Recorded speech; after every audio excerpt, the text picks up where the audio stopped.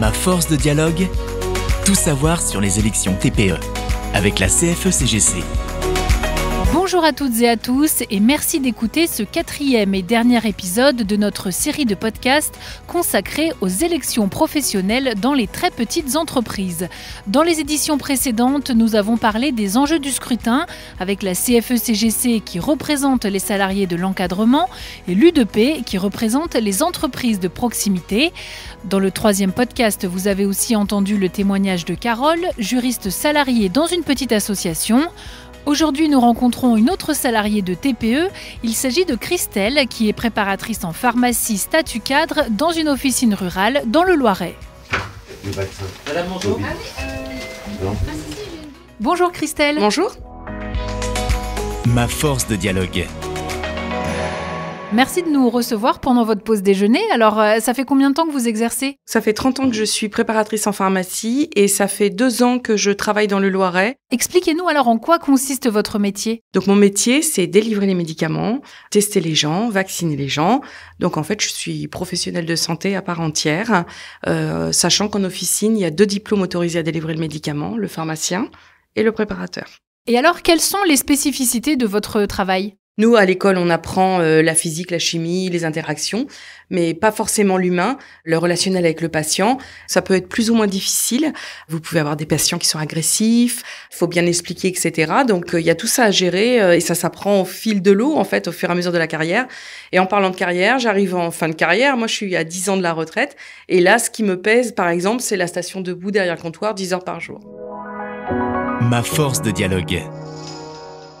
Les salariés des TPE n'ont pas de représentants du personnel. Dans votre pharmacie, comment ça se passe pour tout ce qui touche au dialogue social ? Donc, les salaires, les conditions de travail, les formations, comment est-ce que vous en parlez ? Soit on se tourne vers l'adjoint, le pharmacien adjoint, soit on se débrouille, notamment pour les salaires, pour les formations.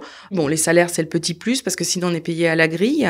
Ça, c'est au niveau national que ça se négocie. Sinon, en fait, on se débrouille. Voilà, les formations, etc. Il faut aller voir le patron directement. Et dans quelle mesure est-ce que vous êtes associé à la vie de l'entreprise avec vos collègues ? On est 7 salariés, on travaille tout le temps ensemble, on est comme une petite famille, on va dire.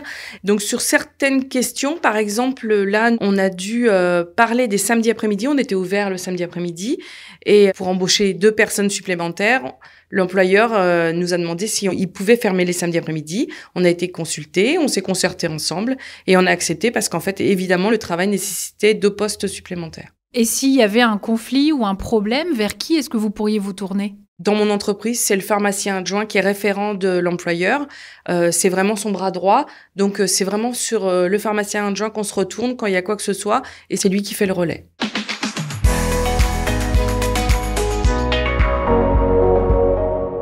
Est-ce que vous savez que très prochainement, il va y avoir une élection qui va vous donner la possibilité de voter pour un syndicat qui vous représentera pour défendre vos droits ? Oui, j'en ai entendu parler. J'ai reçu une enveloppe justement avec tous les codes, etc. pour pouvoir voter pour un syndicat. Est-ce que vous en discutez avec vos collègues ? Oui, j'en ai discuté avec mes collègues. Alors, elles sont pas du tout intéressées.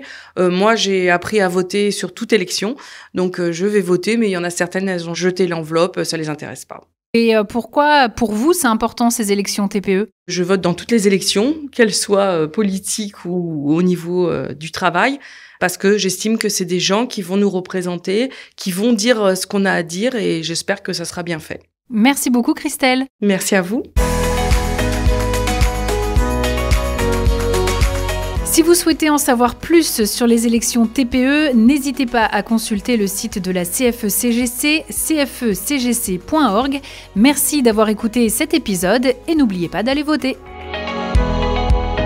Les élections TPE, c'est du 25 novembre au 9 décembre 2024. Votez CFE-CGC.